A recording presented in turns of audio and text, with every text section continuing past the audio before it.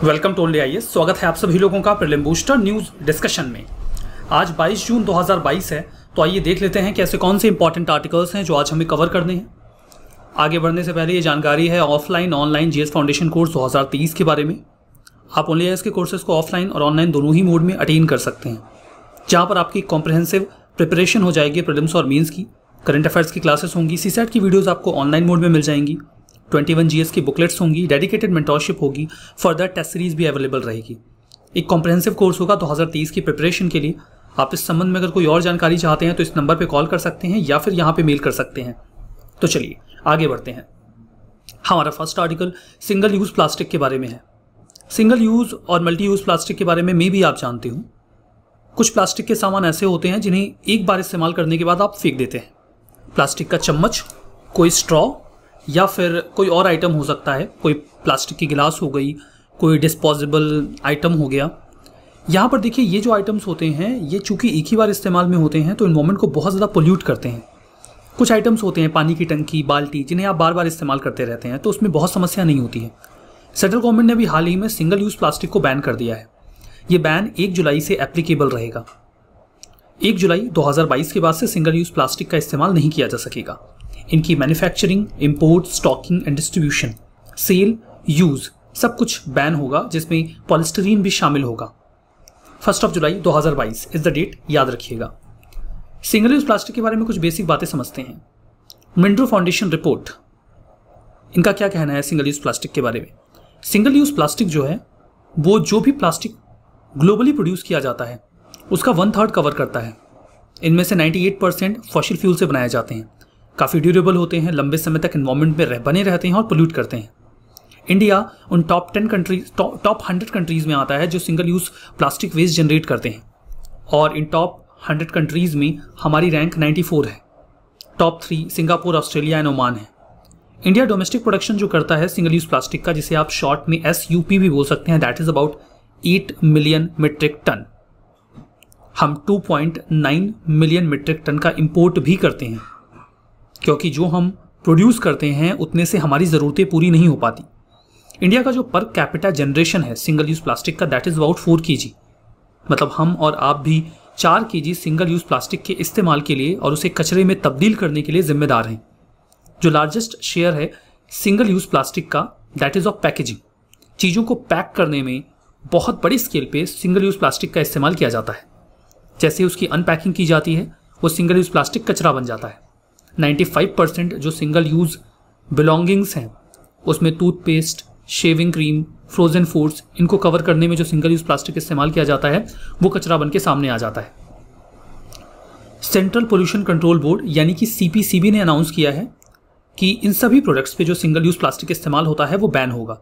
That is earbud, balloon stick, candy and ice cream के sticks, cutlery items जिसमें plates and all, cups, glasses, fork, spoon, knives, trays, ये सब आ जाते हैं।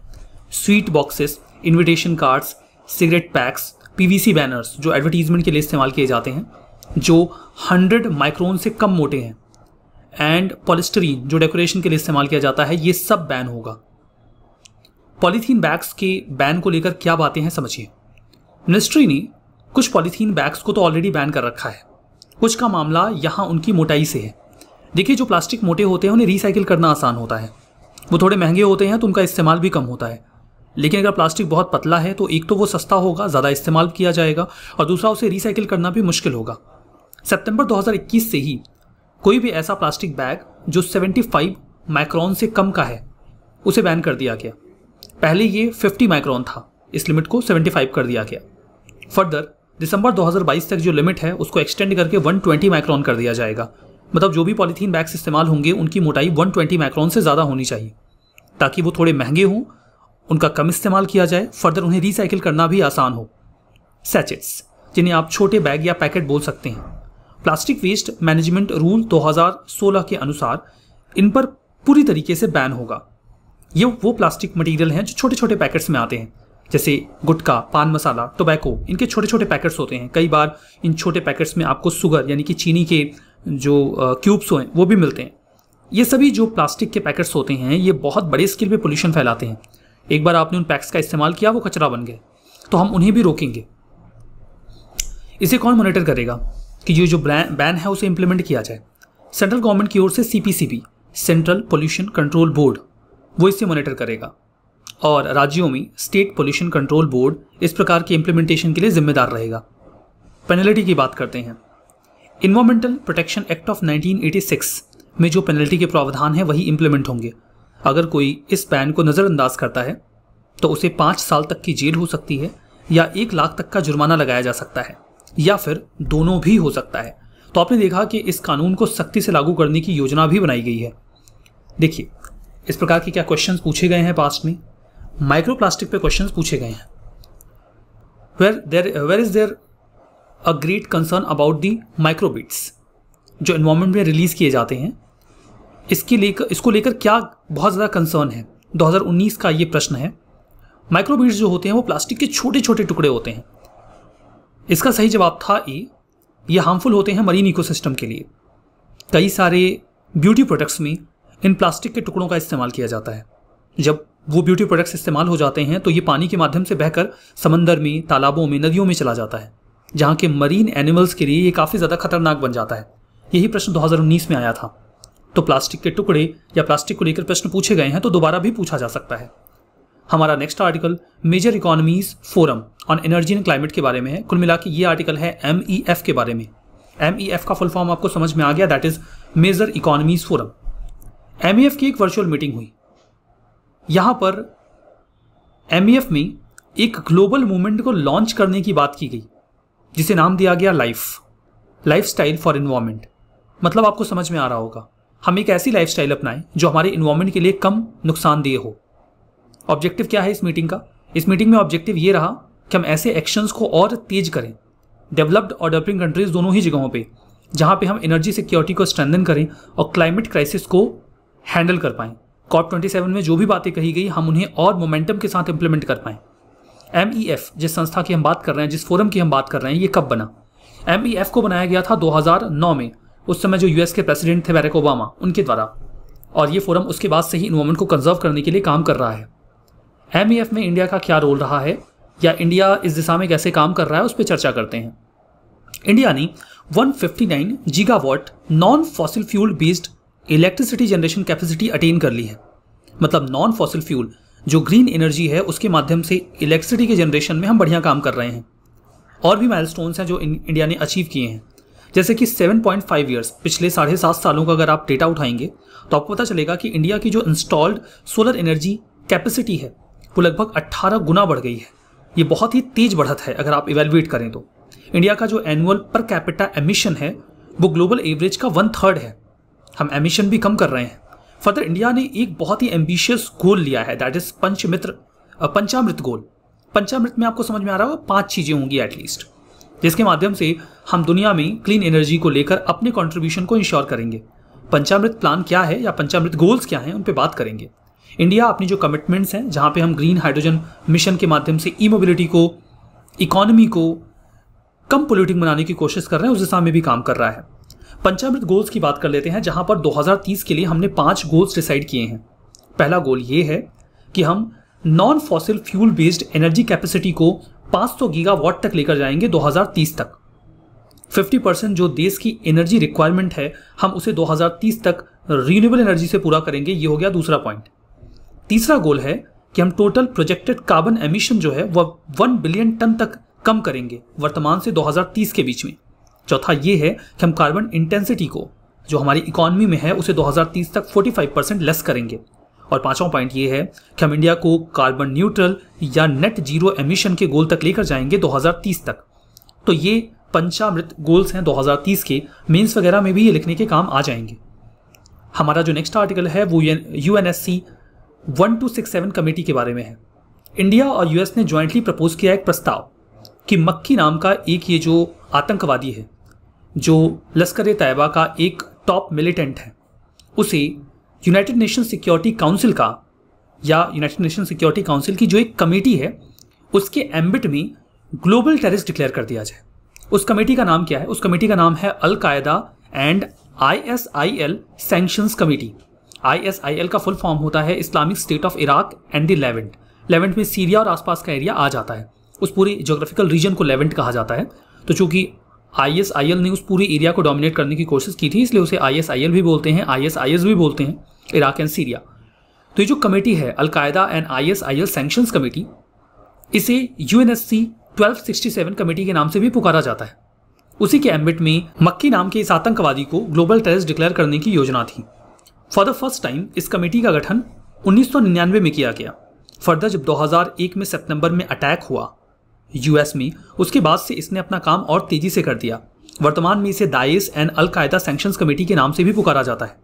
इसमें UNSC के जो भी permanent and non permanent members होते हैं वो सभी शामिल होते हैं। मतलब UNSC में टोटल 15 मेंबर्स होते हैं, 10 नॉन परमानेंट और 5 परमानेंट, तो सभी इस कमेटी का हिस्सा होते हैं। ये जो 1267 लिस्ट है, इसमें एक ग्लोबल लिस्ट तैयार करता है आतंकवादियों की, जिस पर UNSC का स्टैम्प भी होता है। पाकिस्तानी नेशनल्स एंड रेसिडेंट्स से ये लिस्ट भरी पड़ी है। पाकिस्तान के कई सारे आतंकवादियों को इसमें लिस्ट किया गया है। ये काफ़ी इंपॉर्टेंट और एक्टिव UN सब्सिडरी बॉडी है जो टेररिज्म को कॉम्बैट करने के लिए लगातार काम करती है। इसका स्पेशल फोकस अल-कायदा और ISIL पे रहता है कि हम उनके आतंकवादियों को रोक सकें। ये UN के एफर्ट्स को भी डिस्कस करता है कि कैसे हम आतंकवादी गतिविधियों को लिमिट करें, ट्रेवल बैन, उनके एसेट्स को फ्रीज या फिर उनके आर्म्स की जो लिंकेजेस हैं उनको तोड़ के उनको कैसे कंट्रोल किया जाए। इंडिया ने 3 अटेम्प्ट्स किए हैं पिछले 3 दशकों में, जो जैसे मोहम्मद का चीफ है उसे ग्लोबल टेररिस्ट डिक्लेयर करने को लेकर 2009, 2016 और 2017 में, जहां पे पाकिस्तान की ओर से चाइना ने इंडिया के इन एफर्ट्स को ब्लॉक किया है। ये तो बात रह गई UNSC 1267 कमेटी के बारे में। हमारा next article national Chambal sanctuary के बारे में है। हाल ही में मध्य प्रदेश की सरकार ने एक प्रस्ताव पारित किया, प्रपोज किया है इनफैक्ट, जिसके तहत 292 हेक्टेयर की जो जमीन है उसे 5 हिस्सों में सैंड माइनिंग के लिए ओपन कर दिया जाएगा। चंबल और उसकी जो ट्रिब्यूटरी है पार्वती रिवर, उसके आसपास का ये एरिया होगा। अब सोचिए ऐसा क्यों किया गया, जबकि सैंड माइनिंग को अक्सर रोकने की कोशिश की जाती है। एक्चुअली में चंबल सेंचुरी के आसपास का जो एरिया है या चंबल नदी का जो पूरा रीजन है, वहां पे 2006 से ही सैंड माइनिंग को बैन कर दिया गया। लेकिन सैंड माइनिंग तब भी फ्रिक्वेंटली हो रही थी। इलीगल माइनिंग तो हो रही है, सरकार को रेवेन्यू जनरेट हो नहीं रहा है, ये इलीगल माइनिंग को रोक नहीं पा रहे। तो इन्होंने सोचा कि इलीगल माइनिंग को हम रोक तो पा नहीं रहे हैं, कम से कम पैसे ही वसूल कर लें। तो उन्होंने कहा कि अब हम इन 5 स्ट्रेचेस में इसे लीज पे देंगे और पैसा लेंगे। तो अपने एफर्ट्स कम करने के लिए उन्होंने ऐसा किया, जबकि सही कदम तो ये होता कि आप इलीगल माइनर्स पे सख्त कदम उठाएं। लेकिन वो ये नहीं कर रहे, बल्कि वो उससे पैसे जनरेट करने की कोशिश कर रहे हैं कि इलीगल माइनिंग ना हो, बल्कि जो माइनिंग हो अब उससे पैसे कमा लें। बात करते हैं नेशनल चंबल सेंचुरी के बारे में। इस सेंचुरी को 1979 में बनाया गया। 425 किलोमीटर जो चंबल रिवर का लेंथ है उसको कवर करते हुए 2 से 6 किलोमीटर जो चंबल रिवर के आसपास का एरिया है उसकी विड्थ में इसे कवर किया गया, राजस्थान, मध्य प्रदेश और उत्तर प्रदेश के ट्राई जंक्शन पे। नेशनल चंबल सेंचुरी जो है वो एक इंपॉर्टेंट बर्ड एरिया भी है और इसे रामसर साइट के तौर पे भी प्रपोज किया गया है, अभी ये बनी नहीं है। नेशनल चंबल सेंचुरी में आपको क्रिटिकली इंडेंजर्ड घड़ियाल मिल जाएंगे, जिस पर UPSC प्रश्न पूछ भी चुकी है। यहाँ पर आपको मिलेंगे रेड क्राउन रूफ टर्टल और endangered Ganges river dolphin. Chambal नदी जो है ये घड़ियाल की पॉपुलेशन को, सबसे बड़ी पॉपुलेशन को वाइल्ड में सपोर्ट करती है। ये एकमात्र नेस्टिंग प्लेस है जो नोन है इंडियन स्किमर्स के लिए।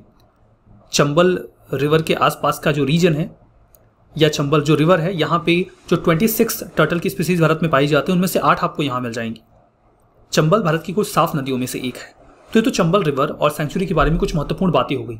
जो प्रश्न 2017 में पूछा गया था वो ये है कि घड़ियाल्स को अगर आपको उनके नेचुरल हैबिटेट में देखना हो तो कहाँ मिल जाएंगे। सही जवाब बी था, चंबल रिवर में। हमारा नेक्स्ट आर्टिकल ऑपरेशन संकल्प के बारे में है। इंडियन नेवी का जो स्टेल्थ फ्रिगेट है, नाम है INS तलवार, उसे डिप्लॉय कर दिया गया है ऑपरेशन संकल्प के तहत। ये तीसरा लगातार साल है जहां पर इंडियन नेवी पर जो अपनी गल्फ के रीजन में प्रेजेंस है उसको एनहेंस कर रही है, ताकि जो हमारे शिप्स जाते हैं उनको सिक्योरिटी प्रोवाइड की जा सके। ध्यान दीजिएगा कि गल्फ ऑफ ओमान में जून 2019 में एक मर्चेंट शिप के ऊपर अटैक हुआ। जो शिप्स हैं ये वहां से ऑयल को इंपोर्ट करते हैं भारत के लिए। इंडियन नेवी ने उसके बाद से ही कमान संभाल ली और ये इंश्योर किया कि जो भी शिप्स वहां से आ जा रहे हैं, व्यापार कर रहे हैं गल्फ रीजन से, उनको हम सिक्योरिटी प्रोवाइड करवाएं। वो शिप्स जो पर्शियन गल्फ और गल्फ ऑफ ओमान से होकर जाते हैं, स्ट्रेट ऑफ हॉर्मुज से होकर गुजरते हैं, उनकी सिक्योरिटी को इंश्योर करने के लिए इंडियन नेवी अपने फ्रिगेट्स को वहां पे डिप्लॉय कर देती है। लोकेशन देखिए, सबसे पहले ये है पर्शियन गल्फ, ये है गल्फ ऑफ ओमान। यहाँ पे है स्ट्रेट ऑफ हॉर्मुज, यहाँ से होके शिप्स जाते हैं। ये आसपास के देश हैं, ये इराक है, सऊदी अरेबिया है, ईरान है, यहाँ पाकिस्तान, अफगानिस्तान तो आपको दिख ही रहे हैं, ये यूएई है, ये कतर है, ये ओमान है, यहाँ कुवैत है, ये सीरिया है। तो गल्फ रीजन से जो व्यापार होता है वो Persian gulf, straight of Hormuz से, गल्फ ऑफ ओमान से होते हुए होकर होता है। इस रीजन में सिक्योरिटी प्रोवाइड करवाने की जिम्मेदारी ऑपरेशन संकल्प लेता है। पिछले 3 सालों में अगर आप देखिए तो 23 वॉरशिप्स डिप्लॉय किए गए हैं वहां पे। 16 इंडियन फ्लैग्ड मर्चेंट वेसल्स को इन्होंने सिक्योरिटी प्रोवाइड की है इस पूरे रीजन में। इंडियन नेवी का जो स्टेल्थ फ्रिगेट है आईएनएस तलवार, वो वर्तमान में वहां पे काम कर रहा है। सिग्निफिकेंस इसलिए जरूरी है, इसका मतलब इंपॉर्टेंट इसलिए है बिकॉज 85% जो इंडिया की ऑयल नीड्स हैं वो इंपोर्ट से पूरी होती हैं। 2019-20 के दौरान जो हमारा टोटल ऑयल इंपोर्ट था उसका 62% यानी कि 66 बिलियन US डॉलर का वो गल्फ रीजन से हुआ। इसके लिए इस रीजन में सिक्योरिटी को इंश्योर करना बहुत ज्यादा जरूरी है। आईएनएस तलवार की बात करते हैं, जिसे F40 भी कहा जाता है। ये तलवार क्लास का एक फ्रिगेट है, हिंदी में मतलब होता है शोर्ड। इनफैक्ट सोर्ड का हिंदी है तलवार, मैं उल्टा बोल गया। तलवार हिंदी शब्द है और इंग्लिश में आप इसको शोर्ड कह सकते हैं। ये जो फ्रिगेट है इसे रशिया में बनाया गया और इंडियन नेवी 2003 के जून से इसका इस्तेमाल कर रही है। ये anti air operations, anti ship operations, anti submarine warfare में कैपेबल है। रिवीजन करते हैं। Single use plastic polythene bags जो 120 माइक्रॉन से कम के हैं वो सितंबर 2021 में ही बैन कर दिए गए। ये स्टेटमेंट गलत है बिकॉज यहाँ पे जो लिमिट है वो 120 माइक्रॉन की नहीं बल्कि 75 माइक्रॉन की थी। Major economies forum on energy and climate ये 2019 में लॉन्च हुआ, गलत है, ये 2009 में लॉन्च हुआ था। यूएनएससी 1267 कमेटी, सभी permanent non permanent members UNSC के इसका हिस्सा होते हैं, सही है। National Chambal sanctuary critically endangered घड़ियाल का घर है, सही है। ऑपरेशन संकल्प ये रेड सी और गल्फ ऑफ एडन में सिक्योरिटी प्रोवाइड करवाता है, गलत है। अभी हमने देखा था कि पर्शियन गल्फ और गल्फ ऑफ ओमान में सिक्योरिटी देता है, रेड सी यहाँ पे है, ठीक है। तो हमारा आज का ये सेशन यहाँ पे समाप्त होता है। बहुत बहुत धन्यवाद।